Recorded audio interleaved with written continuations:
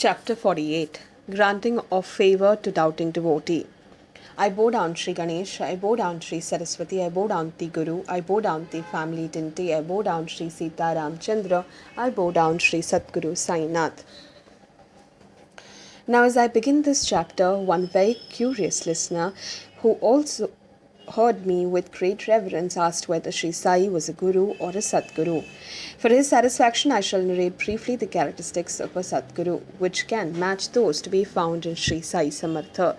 Those from whom instructions in Vedas is acquired, as also the knowledge of the six Shastras, those erudite ones who have explained the Vedanta are not considered as Satgurus by the learned ones. Those who control the breath or have Taptramrita or entertain listeners with their eloquence on Brahma are not considered as Satgurus by the learned ones. Such teachers give mantras to their disciples conforming to their Shastras and also instruct them to do name chanting. But no one can confidently say when these sadhanas would bear fruit. Their description of the principles of Brahma is very interesting. The worldly knowledge is specious, but there is a total lack of self-experience. But that knowledge is hollow and only full of words. When one clearly hears such explanation, one would loathe both worldly and spiritual experiences, but the taste of self-experience is explicit and only a self-realized person can give it to others. He who has full knowledge of the Shastras is fully experienced and can give practical knowledge alone is qualified to instruct the disciple. Such a person is called a Satguru. How can he who is himself devoid of self-realization give it to the disciple? He does not deserve to be called a Satguru who has no practical knowledge whatsoever. Know that he is the Satguru who does not, even in his dream, expect any service or profit from his disciple. On the contrary, he wishes to serve the disciple. Only such a Satguru is beneficial who does not consider that a disciple is insignificant and the Guru is the best among all. He should be egoless. He believes that the disciple is Purna Brahma and treats him as his own son. He does not expect anything from him for his maintenance. Such a Satguru is the best in the world. He who is the abode of supreme peace has no pride of learning, does not distinguish between the young and the old, and the rich and the poor, is the embodiment of the Satguru. Such are generally the characteristics of Satguru which I have compelled and narrated briefly for the listeners who have completely surrendered. What more can I say to those fortunate ones who have been fulfilled by Sai Darshan? These are the true characteristics of a Satguru. Because of the store of accumulation of merits of many past lives that I attained the feet of this Satguru Sai. Even in the full bloom of youth, he had nothing of his own. No family, no wealth, no support, no home. He hoarded only a tobacco and chillum and had strong determination. Even at the age of 18, he had complete control of his mind. He lived in solitude always and fearlessly, always abiding in the self. Seeing the pure attachment of his devotees, his creed was that he was at their service. To explicitly demonstrate his love for his Guru of devotees, he lived with them with fond affection. Hail eternal Parabrahma, hail, hail helper of the destitute and blissful contents, hail supreme consciousness and one at the service of the devotees.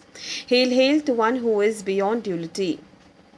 Hail, hail to one who is beyond attributes and with attributes, one who witnesses everything and is the transcendental one beyond the understanding of all who are not the devotees.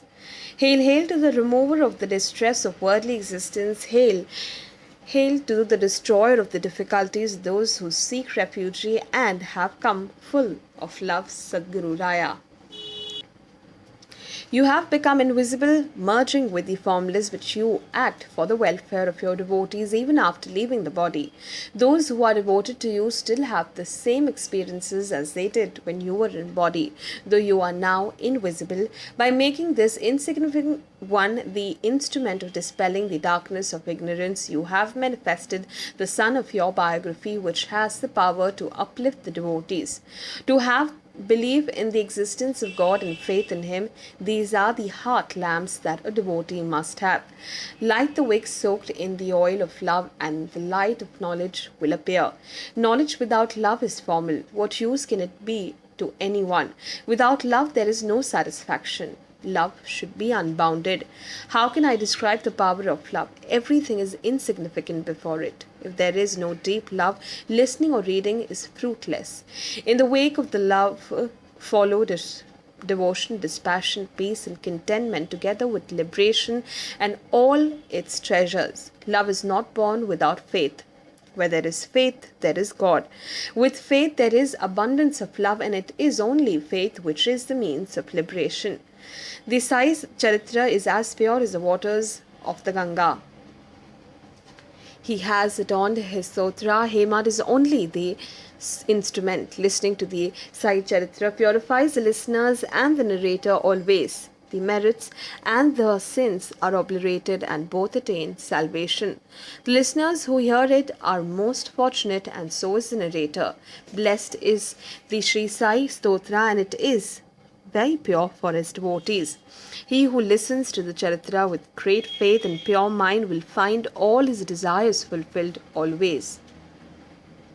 Remembering Sai and serving at his feet with devotion brings the sense under control.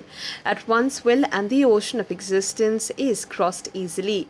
The narration of this Sai Charitra is like the pure water for the devotees, who are like the Chatik birds. Listeners should meditate on it after hearing, so that Shri's grace is upon them. If the listeners hear it with complete and concentrated attention, the crossing of the ocean of existence becomes easy after the bondages of karma are broken. Be it so. The listeners must be wondering when the story will begin. I will drive out their restlessness by giving an introduction. In the previous chapter, it was stated that the enmity, murder, and debt have to be repaid in the next life, for which one is born to bear the fruits of one's karma. Those who have committed these sins do not remember them, but the saints do not ever forget. They help their devotees to overcome their problem wherever they are born. Here is another short story of how faith placed at the feet of saint in whatever one does brings benefits to the devotee. Before commencing any work, if the Guru, who is God, is remembered and due attention is paid to the work, then he will ward off his devotees' worries. I will only be the doer of the action. Samatha Guru, who is God, will give the fruits thereof. One who firmly believes thus will cross the ocean of existence. At the outset, the saints appear harsh, but inwardly they have unselfish love. One should have a little patience. They will ultimately act for one's welfare. When one is under the mantle of an association with a saint, then any ill that is wished upon one, or any misfortune that crop up due to one's destiny, or the illusions of this world are immediately annihilated. Therefore, humble yourself at the feet of a saint. Surrender to a saint in all humility and without being puffed up with pride. Pray to him for your own secret welfare, and he will grant peace of mind. Surrendering at saints' feet in good faith or deceptively ultimately results in liberation. The greatness of saints is incredible. Now listen with full attention to a story which illustrates this moral. Listeners will be overcome with delight, and the narrator will be enthused. Listen to the experience of Advocate Sapatneker, resident of Akkalkot. You will be pleased. When he was studying for law, day and night he met another student, Shevade, and they had mutual discussion. Other class fellows also came there and got together in one room. To judge the extent of their preparedness, they began asking questions to one another. This was done to ascertain the errors, if any, of one another, or the correctness of the answer, or to remove the doubt so that they would have peace of mind. Shevade made a lot of errors in answering the questions, so in the end all the students wondered how he would pass the exam when his studies were inadequate. Though they ridiculed him, Shevade had full confidence that he would pass at the right time, irrespective of whether he had adequately or inadequately studied. Even if I have not studied, my Sai Baba is there to ensure that I get through. Why should I worry? Hearing these words, Sapatneker was surprised. Taking Shevade aside, he began questioning him. Oh, who is this Sai Baba, whom you extol so much and in whom you have complete faith? Where does he reside? Then in answer, Shevade told him everything about Sai and his own faith in him, very frankly and clearly. In the well-known Hemadpant district, there is a village called Shirdi. A fakir resides in a masjid who is famous and virtuous. There are saints in various places, but to have the good fortune to meet them is not possible unless one has considerable merit. Effort on one's own part does not yield results. I have full faith in him. Whatever he says will happen, and whatever he utters will come true. There will never be any difference. No matter what efforts I make this year, I will not pass the exam. But next year, even without any effort, I will pass. This is the truth, and nothing but the truth. I have his assurance. I have full faith in him, because his words will never be belied. I am sure of that. What's surprising about it? It will happen, and I will pass in the next exam. Sapatneker found these words ridiculous and hollow. Since he was full of doubts, how could he appreciate those words? Anyway, Shevade left from there. Listen to what happened later. Then after some time, Shevade's words proved true. He passed both the exams, and Sapatneker was surprised. 10 years passed. Sapatneker got caught suddenly in misfortune, and he became dejected. He was miserable. In 1913, his only son died of diphtheria, and he lost all interest in life. He went to all tirthas, including Pandharpur, Gangapur, but he was not at peace inwardly. Then he read the Vedanta. Some time passed in this manner. He waited for peace to come to him. While thus waiting, he recalled the incident of Shevade. He recollected Shevade's determination and faith in Sai. He felt he should also go for Shri's darshan. He thought of having the saint's darshan. In 1913, a visit to Shri was organized, and he left with his brother. Sai was summoning him to make obeisance at his feet. By making his recollection of Shevade the cause of instrument, hear this carefully. Sapatneker left for Shirdi with his family and his younger brother, Pandit Rao, for saint's darshan. Thus they both came there and started for Shri's darshan immediately on arrival. They had Baba's darshan from afar and felt very satisfied. Though it was from afar, their eyes met, and they quickly went near.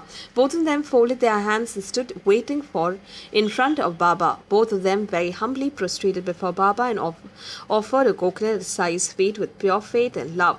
When Sapatneker offered the coconut at Samartha's feet, Baba said, "Get away," with contempt to Sapatneker. Sapatneker was full of worries. Why had Baba got annoyed? He thought he would find someone close to Baba and ask them. Just as much as darshan pleased him, these words had the contrary effect and depressed him. Hanging down his head with worry, he moved back and sat aside. Now, to whom should I go? Which devotee should I consult? What is the meaning of Baba's words? To whom shall I open my heart? He wondered. Seeing the state of his mind, somebody suggested the name of Bala Shempi for his satisfaction. His whereabouts were found out. Sapatneker told him the whole story and said, Baba has despised me and used very harsh words. You at least come with me and ensure that there is peaceful darshan. I only want Baba's merciful glance and do not wish him to be angry with me. This Bala agreed to it, and Sapatneker felt relieved. Bala made him purchase a photo of Baba, and then they left for Baba's darshan. Bala Shempi was with him with the photo in his hand, giving it then to Baba. He began entreating Baba. "O Lord, whose picture is this?" Looking at it, Baba replied, pointing a finger at Sapatneker. "This photo is of his lover." Saying this, Baba laughed, and the whole gathering also amused. Baba, what is the secret behind this? Bala asked Baba. At that moment, Bala told Sapatneker, "Take darshan, act quickly." Then, when he made obeisance, he heard words. "Get away." The same earlier words, "Get away," are still haunting me. Now what should be done? Sapatneker was surprised and bewildered. Then, as both of them were still standing with folded hands in front of Baba, Baba gave his ultimate order. go away from here immediately. Sai Samartha, no one can ever disobey you. So what can be said of insignificant one like us? I am leaving this very moment. Having heard your great generosity, I had come for the darshan. But I was welcomed with the words, get away, spoken with contempt. What is this marvel? I do not understand. I had hoped for your merciful glance and your words of blessings. I hope that I will have your darshan again very soon. He asked for this assurance. Who is so knowledgeable to know what Baba has in mind? But obeying his instruction, they returned to their home. Such was their first darshan. They were both therefore very dejected. They returned to their home without any further delay. One more year passed, yet his mind was not at peace. He went again to Gangapur, but his state of mind worsened. Later, Sapatneker went to Madgaon for rest. Finally, he decided to go to Kashi. When there was only 2 days left for their departure to Kashi, his wife had a dream vision, and their journey to Kashi did not materialize. I will narrate the marvel of this vision and its wonderful effect. Listen to it right away. This is the sort of Sai's action. When she was asleep in her bed, she had this dream. She was carrying a water pot and was walking towards Lakat Shah's well. There was a fakir there under a neem tree with a cloth tied round his head, who came near me, she said. Why do you unnecessarily take this trouble, child? The fakir said in a sweet and tender voice. I will fill up your whole pot with pure water. She was frightened at the fakir. She took the way back home, carrying the empty pot. The fakir followed her. Seeing such a dream, she woke up and opened her eyes. Hearing his wife's dream, it was decided to go to Shirdi. They left immediately and reached Shirdi the next day. As soon as they arrived, they went to the masjid. Baba was at Lendi at that time. They sat there till Baba returned, waiting for his arrival. Then shortly thereafter, Baba returned. The woman saw the same figure that she had dreamt of to the last detail, and she was greatly surprised. Then she kept staring. After Baba's feet was washed, this woman went forward to take darshan. After prostrating at Sai's feet, she sat down gazing at him. Noticing her humility, Sainath was pleased. Slowly, Baba started telling a story which would remove her anguish. Then, as was his custom, Baba began talking about his own alignments in detail to a third person who was there in loving voice. In reality, it was the woman's own story as she would narrate it. It was told in her presence, and she listened to it with great care. My hands, stomach, and waist have been hurting severally since a long time. I'm fed up of taking medicines as nothing gives me relief. I'm tired of taking medicines because they have no effect. But right now, I'm surprised to find that all the pains have disappeared suddenly. Such a story was narrated to a third person without mentioning the woman's name or indicating her. This was her story truly, and it related to her only. Later, after a month or two, as Baba had described, she was relieved of her pains. That was when realization came to her. The woman's desire was fulfilled. Then Sapatneker took darshan, and Baba again greeted him with the earlier words, get away. I do not know how I have erred. Baba has unfailingly contempt for me. Whenever I bow to him, he has only one answer, which is customary to him. It must be some accumulation of sins of my earlier lives which makes him angry with me. Right before my eyes, he behaves towards others with great love. The whole assembly of devotees seem to experience mornings and evenings as a joy, as if it were perpetual Diwali. It is only my luck to be told, get away. Some action of mine must have aggravated him and caused him to be unrighteous. I am amazed. My sins must be multiple whereby he is displeased with me. In the beginning, I was wheeled towards Baba and full of doubts. I feel this is the reason why Baba is using this method to put me in my place. Therefore, he decided that till Baba favored him, he would stay there with a concentrated and peaceful mind, who has gone away disappointed without finding relief, even if he is suffering from threefold calamities, if he is earning for Sai's darshan.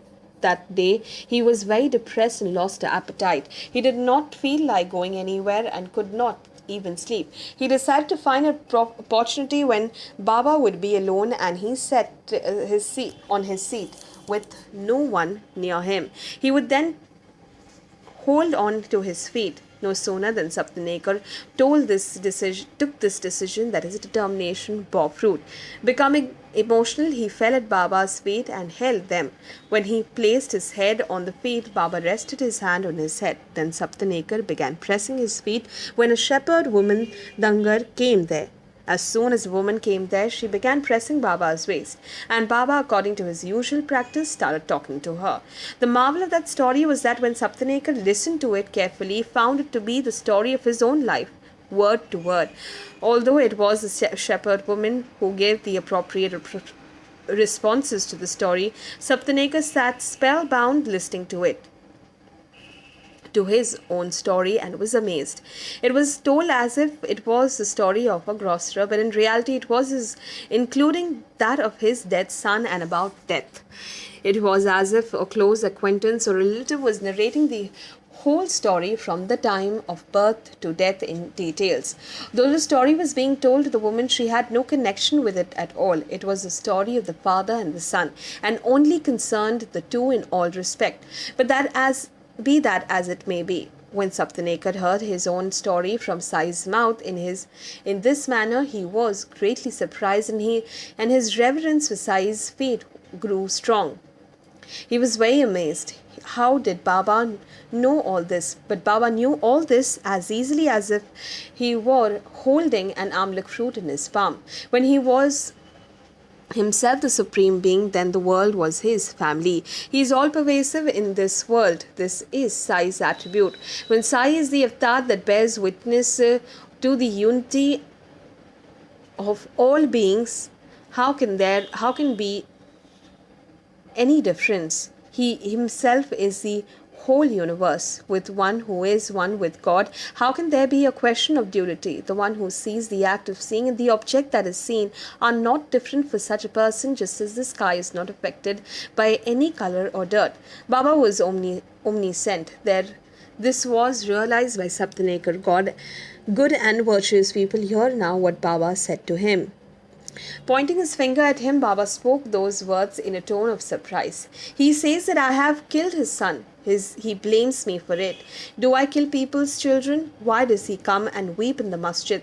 Very well, I will do this now. I will bring back his son through his wife's womb. Just as the dead Ramdas was given back to that woman, I will bring back his own son in his wife's womb. Hearing this, Sapatneker gazed at Baba and awaited. Baba placed his hand on his head and assured him. He said, these feet are ancient. Your worries are over now. Have full faith in me. You will be fulfilled soon. Sapatneker was pressing Baba's feet when he heard these sweet words. He was choked with emotion, and his eyes filled with tears. He prostrated Baba's feet. He was filled with the 8 sattvic emotions. His eyes had tears of joy with which he washed Baba's feet with love. Again Baba placed his hand on his head and said, stay peaceful and without worry. Then Sapatneker left for the place where he was staying and returned very happily. He prepared the Nevedya and handed it over to his wife. Then puja and arati were done. The platter was offered to Baba. Water was sprinkled over it. All the rituals were done, like touching the water to the eyes, saying the mantra, offering the food to all the elements, etc. And then it was offered to Baba. Then, following the usual custom, Baba touched it with his hand in token of acceptance of the Nevedya. Then, as the other devotees present prostrated at Baba's feet, Sapatneker pushed his way into the crowd and again did a quick namaskar. Thus in that hurry, heads knocked against one another. Then Baba spoke to Sapatneker suddenly. Oh, why so often do you do namaskar after namaskar? It is enough to do it once, with reverence and honor, be that as it may. That night, there was a Chowri procession and Sapatneker liked it immensely. He lovingly started in front of the palki and delightfully carried the staff. Listeners are already familiar with this Chowri procession. Therefore, to avoid making the book too long, I am not going to repeat it. Later that night, Sapatneker felt that instead of Baba, he was visualizing Pandurang. This was Baba's unfathomable Leela. Then when he asked for permission to leave on that next day, he was told to eat and then go. He obeyed the instructions implicitly. Then when leaving, he went for darshan. Then suddenly he thought a thought struck him. If Baba now asks for dakshina, how will I be able to give it? The money that he had was spent and only enough was left for the return fare. Therefore, he mentally prepared an answer if Baba said, "Give me dakshina." He decided to give 1 rupee into Baba's hand even before it was asked. Then if he asked, one more could be offered. If asked again, he would say he had no more. He decided to frankly tell Baba that he had kept enough only for the train fare, and then he went to meet Baba. According to his firm resolution made earlier, he put 1 rupee into Baba's hand and he was asked for only one more. When it was given, Baba clearly told him, "Take this one coconut, place it in your wife's sari end, then you go happily, leaving aside all worries of life." Then after a year had passed, a son was born to them. They both came again for darshan when the boy was 8 months old. They laid the boy at Baba's feet. How wonderful are the deeds of saints. Then both of them folded their hands and entreated Baba, "Listen to it. O Sainath, how can we now redeem this obligation? We are at a loss to understand. We only place our heads at your feet. We are lowly, poor and insignificant. Have mercy on us orphans. From now onwards, let us have refuge at your feet. Many thoughts and ideas trouble us in our waking hours and in our dreams, day and nights. So fix our minds on your worship." So be it. With that boy, Murlidhar, and with the 2 others, Bhaskar and Dinkar, Sapatneker was fulfilled in their company later on. Then along with his wife, he prostrated before merciful Sai. They attained mental peace and stability and returned after being fulfilled. I had intended to tell this story briefly when I commenced the narration, but Sainath is making me speak on, hence this chapter has lengthened. This Hemat surrenders to him. Now let me give an indication of the story in next chapter to the listeners. The story is even more interesting than this. Sai fulfilled the wish of a devotee who had liking for miracles silently. When Sai's attributes are praised, there are people who are prone to find fault as they see them only. They have no motive for self-gain, nor are they attached to spiritual gain. Their only aim is to find fault. Sai Baba may be a saint, yet unless he gives me some experience and unless I have some proof, I cannot believe in and accept him. This is what they say. In the next chapter is a story of one who had gone only to test him, but even his wishes were fulfilled. Virtuous listeners should hear it. May there be well-being. This is the end of the 48th chapter of Shri Sai Samartha Satcharitra, written by the devotee Hemadpant, implied by the saint and virtuous people called granting of favor to doubting devotee. This is offered to Shri Sadguru Sainath. May there be auspiciousness.